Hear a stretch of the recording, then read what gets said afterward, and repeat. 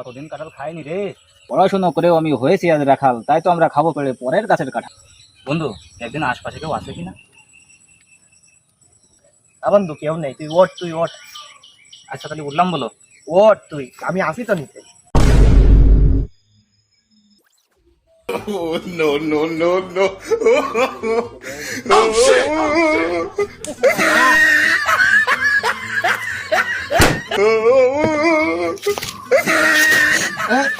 এই বন্ধু মাছ কাটা খাবাস নিয়ে কিটা কোনটা এসে যাবে না, তাড়াতাড়ি উঠি।